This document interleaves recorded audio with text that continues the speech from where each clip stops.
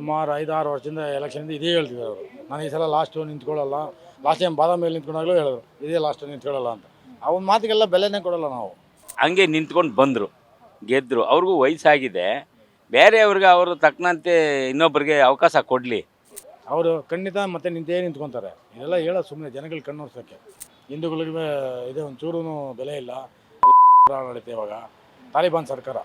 ನಮ್ಮ ದುಡ್ಡನ್ನು ತೊಗೊಂಡೋಗಿ ಇನ್ನೊಬ್ಬರಿಗೆ ಫ್ರೀ ಕರೆಂಟ್ ಕೊಡೋದು. ಕೊಡಲಿ ರೀ, ಅವ್ನ ಕಡೆಯಿಂದ ಕೊಡಲಿ, ಅವ್ನ ಜಾಬಿಂದ ಕೊಡಲಿ. ನಮ್ಮ ದುಡ್ಡು ಕಿತ್ತು ಅವ್ರಿಗೆ ಯಾಕ್ರಿ ಕೊಡಬೇಕು? ಸಿದ್ದರಾಮಯ್ಯನವರು ನಿನ್ನೆ ಒಂದು ವಾಹಿನಿಯಲ್ಲಿ ಮಾತಾಡಿರೋದಿದು. ಸೊ ಅಂದರೆ ನನಗೆ ಎಲೆಕ್ಷನಲ್ಲಿ ನಿಂತ್ಕೊಳ್ಳಲ್ಲ ನಾನು, ಬಟ್ ರಾಜಕೀಯದಲ್ಲಿ ಇರ್ತೀನಿ ಅಂತ ಹೇಳಿದ್ದಾರೆ. ಸ್ನೇಹಿತರು ಮತ್ತು ಹಿತೈಷಿಗಳು ಅವ್ರುಗಳು ಹಿಂಸೆ ಮಾಡಿದ್ರೆ ಯೋಚನೆ ಮಾಡ್ತೀನಿ ಅಂತ ಕೂಡ ಹೇಳಿದ್ದಾರೆ. ಕಳೆದ ಎಲೆಕ್ಷನ್ ಕೂಡ ಇದೇ ಹೇಳಿದರು ಅವರು. ಕಳೆದ ವರ್ಷ ಅಲ್ಲ, ಸುಮಾರು 5-6 ವರ್ಷದಿಂದ ಎಲೆಕ್ಷನಿಂದ ಇದೇ ಹೇಳ್ತಿದ್ದಾರೆ ಅವರು. ನಾನು ಈ ಸಲ ಲಾಸ್ಟು ನಿಂತ್ಕೊಳ್ಳಲ್ಲ, ಲಾಸ್ಟ್ ಟೈಮ್ ಬಾದಾಮಿಯಲ್ಲಿ ನಿಂತ್ಕೊಂಡಾಗಲೂ ಹೇಳಿದ್ರು ಇದೇ ಲಾಸ್ಟು ನಿಂತ್ಕೊಳ್ಳಲ್ಲ ಅಂತ. ಅವನ ಮಾತಿಗೆಲ್ಲ ಬೆಲೆನೇ ಕೊಡಲ್ಲ ನಾವು. ಬೆಲೆನೇ ಇಲ್ಲ ಅದಕ್ಕೆ. ಒಬ್ಬ ಸಿ ಎಮ್ ಆಗಿದ್ಕೊಂಡು ಒಂದು ಮಾತು ಹೇಳಿದ್ರೆ ಅದಕ್ಕೊಂದು ತೂಕ ಇರಬೇಕು, ಬೆಲೆ ಇರಬೇಕು. ಅದೇನೂ ಇಲ್ಲ.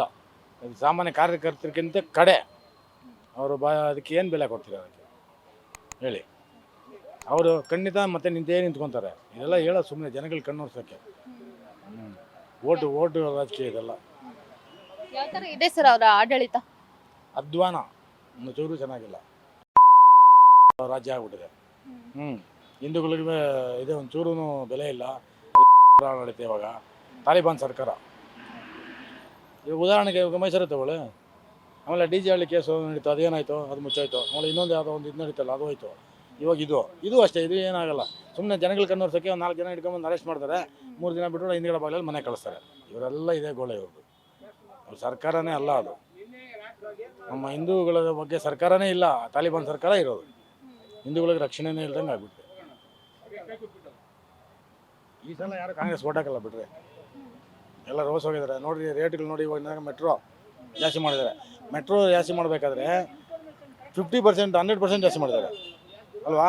ಅದು ನಾವು ಅದಕ್ಕೆ ಸಂಬಂಧ ಇಲ್ಲ. ಕೇಂದ್ರ ಸರ್ಕಾರದವ್ರು ಮಾಡ್ತಾರೆ. ಕೇಂದ್ರ ಸರ್ಕಾರದವ್ರಿಗೆ ಏನಕ್ಕೆ ಮಾಡ್ತಾರೆ? ಇವ್ರಿಗೆಲ್ಲ ಲೆಟ್ರ್ ಬರೆದ್ರೇ ಅವರು BMRCL ಕಮಿಷನ್ ಇದೆಯಲ್ಲ, ಆ ಕಮಿಟಿ ಅವರು ರಾಜ್ಯ ಸರ್ಕಾರ ಸೇರಿ ಅವ್ರು ಪತ್ರ ಬರೆದ್ರೆ ಅದ್ರ ಬಗ್ಗೆ ಅವ್ರು ಪರಾಮರ್ಶೆ ಮಾಡ್ತಾರೆ. ಡೈರೆಕ್ಟಾಗಿ ಅವ್ರು ಬಂದು ಮಾಡಬೇಕು ಅಂತ ಮಾಡೋದಿಲ್ಲ. ಇವರು ಅವ್ರ ಮೇಲೆ ಗುಬೆ ಕೂರಿಸೋದು. ಜನಗಳಿಗೆ ಇದೆಲ್ಲ ಗೊತ್ತಿರುತ್ತಲ್ಲ, ಅವ್ರೇನು ಗೊತ್ತಿಲ್ಲ ಅಂತ ಹೇಳ್ಕೊಂಡು ಜನಗಳ ಮೇಲೆ ಗುಬೆ ಕೂರಿಸೋದು ಅಷ್ಟೇ ಕೆಲಸ ಅವರು. ಮುಂಚೆ ಇವಾಗ 3,500 ಬರುತ್ತೆ. 1,500 ರೂಪಾಯಿ ಜಾಸ್ತಿ ಏಕ್ದಮ್ಮು. ಯಾರು ಇವ್ರ ಅಪ್ಪ ಬಂದು ಕಟ್ತಾನ ಹೇಳಿ? ನಮ್ಮ ದುಡ್ಡನ್ನು ತೊಗೊಂಡೋಗಿ ಇನ್ನೊಬ್ಬರಿಗೆ ಫ್ರೀ ಕರೆಂಟ್ ಕೊಡೋದು.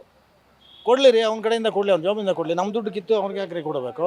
ನಮ್ಮಲ್ಲಿ ತಲೆ ಮೇಲೆ ಹಾಕ್ಬಿಟ್ಟು ಎಲ್ಲ ಪ್ರತಿಯೊಂದು ರೆವೆನ್ಯೂ ಜಾಸ್ತಿ, ಟ್ಯಾಕ್ಸ್ ಜಾಸ್ತಿ, ಪ್ರತಿಯೊಂದು ಜಾಸ್ತಿ ಮಾಡ್ಕೊತ ಹಾಕ್ಬಿಟ್ರು. ಆ ಬಸ್ ಪ್ರೈಸ್ ಜಾಸ್ತಿ, ಟ್ರೈನು ಜಾಸ್ತಿ ಮಾಡಿಬಿಟ್ರು. ಇವಾಗ ಮೆಟ್ರೋ ಜಾಸ್ತಿ ಮಾಡಿಬಿಟ್ರು.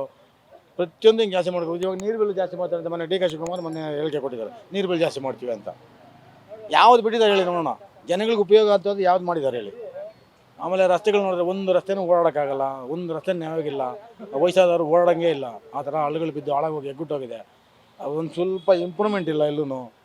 ಏನು ಇವ್ರು ಸರ್ಕಾರ ನಡೆಸ್ತಿರೋದು? ಬರೀ ಕಿತ್ತಾಡೋದು. ಇವ್ರ ಮೇಲೆ ಅವ್ರು ಹೇಳೋದು, ಅವ್ರ ಮೇಲೆ ಇವ್ರು ಹೇಳೋದು. ನಾವೆಲ್ಲ ಕರೆಕ್ಟಾಗಿದ್ದೀವಿ, ನಾವು ಸತ್ಯಾರೋಚಂದ್ರು, ಆ ಪಕ್ಷದವ್ರು ಸರಿ ಇಲ್ಲ ಅಂತ ಅವರು ಇವ್ರ ಮೇಲೆ ಹೇಳೋದು. ಇದೇ ಕಿತ್ತಾಡೋದೇ ಆಗೋಯ್ತು ಇವ್ರದ್ದು. ಹೊಲಸು ರಾಜಕೀಯ. ಅದು ಅಸಹ್ಯ ಆಗುತ್ತೆ. ಮಾತಾಡೋಕ್ಕೂ ಇಷ್ಟ ಆಗಲ್ಲ ಅವ್ರ ಬಗ್ಗೆ. ಸರ್, ಕಳೆದ ಎಲೆಕ್ಷನಲ್ಲಿ ಕೂಡ CM ಸಿದ್ದರಾಮಯ್ಯನವರು ಅಂದರೆ ಅವಾಗಲೂ ಹೇಳಿದರು, ಅಂದರೆ ರಾಜಕೀಯದಲ್ಲಿ ನನಗೆ ಇಂಟ್ರೆಸ್ಟ್ ಇಲ್ಲ, ರಾಜಕೀಯದಲ್ಲಿ ಇರ್ತೀನಿ ಬಟ್ ಎಲೆಕ್ಷನ್ ನಿಲ್ಲಲ್ಲ ಅಂತ ಹೇಳಿದರು.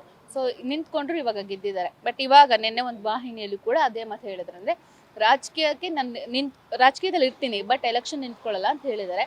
ಸೊ ಅದು ಜೊತೆಲಿ ಇರೋರು ಒತ್ತಾಯ ಮಾಡಿದ್ರೆ, ಜನಗಳು ಒತ್ತಾಯ ಮಾಡಿದ್ರೆ ಯೋಚನೆ ಮಾಡ್ತೀನಿ ಅಂತ ಕೂಡ ಹೇಳಿದ್ದಾರೆ. ಸೊ ಇದ್ರ ಬಗ್ಗೆ ನೀವೇನು ಹೇಳ್ತೀರಾ ಅಂತ ಹೇಳಿ? ನಿಮ್ಗೆ ಏನು ಅನ್ಸುತ್ತೆ ಅದ್ರ ಬಗ್ಗೆ? ಅವರು ಹೋದ ಸಾರಿನೂ ನಾವು ಎಲೆಕ್ಷನ್ ನಿಂತ್ಕೊಳ್ಳಲ್ಲ ಅಂತ ಹೇಳಿದರು, ಹಂಗೆ ನಿಂತ್ಕೊಂಡು ಬಂದರು, ಗೆದ್ದರು. ಅವ್ರಿಗೂ ವಯಸ್ಸಾಗಿದೆ, ಬೇರೆಯವ್ರಿಗೆ ಅವರು ತಕ್ಕನಂತೆ ಇನ್ನೊಬ್ಬರಿಗೆ ಅವಕಾಶ ಕೊಡಲಿ ಅಂತ ನಾವು ಹೇಳ್ತೀವಿ. ಅವ್ರ ಸ್ನೇಹಿತರು ಸಪೋರ್ಟ್ ಮಾಡ್ತೀವಿ ಅಂತ ಹೇಳ್ತಾ ಇದ್ದಾರೆ, ಆವಾಗ ನಿಂತ್ಕೋತೀವಿ ಅಂತಾರೆ. ಅದು ಯಾರು ಏನು ಮಾಡ್ತಾರೋ ಗೊತ್ತಿಲ್ಲ. ಅವರು ಈ ಸಾರಿ ಬಿಟ್ಕೊಡ್ಲಿ, ವಯಸ್ಸಾಗಿದೆಯಲ್ಲ, ಬೇರೆಯವ್ರು ಅವ್ರ ಕಡೆಯವ್ರಿಗೆ ಸಪೋರ್ಟ್ ಕೊಡಲಿ ಅಂತ ನಾವು ಹೇಳ್ತೀವಿ. ಅವ್ರ ಆಡಳಿತ ಯಾವ ಥರ ಇದೆ ಸರ್? ಅವರ ಆಡಳಿತ ಏನಾಗಿದೆ ಅಂದರೆ, ಈ ಗೃಹಲಕ್ಷ್ಮಿ ಕೊಡ್ತೀವಿ ಅಂದರು, ಅರ್ಧ ಜನಕ್ಕೆ ಕೊಟ್ಟರು, ಅರ್ಧ ಜನಕ್ಕೆ ಕೊಡಲಿಲ್ಲ. ಈ 2,000 ರೂಪಾಯಿ ಕೊಡ್ತೀನಿ ಅಂದರು, ಅರ್ಧ ಜನಕ್ಕೆ ಕೊಟ್ಟರು, ಅರ್ಧ ಜನಕ್ಕೆ ಕೊಡಲಿಲ್ಲ. ಅಕ್ಕಿ ದುಡ್ಡೇನೋ ಕೊಡ್ತೀನಿ ಅಂದರು, ಅರ್ಧ ಜನಕ್ಕೆ ಕೊಟ್ಟರು, ಅರ್ಧ ಜನಕ್ಕೆ ಕೊಟ್ಟೇ ಇಲ್ಲ. ಈ ಥರ ಎಲ್ಲ ಕಲಾಬಿಲಿ ನಡೆದೋಗಿದೆ. ಜನಕ್ಕೆ ಬೇಜಾರು ಆಗಿದೆ. ಎಷ್ಟೋ ಜನಕ್ಕೆ ಬಂದಿದೆ, ಎಷ್ಟೋ ಜನಕ್ಕೆ ಬೇಜಾರಾಗಿದೆ. ಈ ಥರ ಇದೆ. ನೆಕ್ಸ್ಟ್ ಅವರು ಅಂದ್ರೆ ವಯಸ್ಸಿಂದ ಬೇಡ ಅಂತ ಹೇಳ್ತಿದ್ರು ಅನ್ಸುತ್ತೆ. ವಯಸ್ಸಾಗಿದೆ, ಇನ್ನು ಯಾಕೆ ಬೇರೆಯವ್ರಿಗೆ ಚಾನ್ಸಸ್ ಕೊಡಲಿ ಅಂತ ನಾವು ಹೇಳ್ತೀವಿ.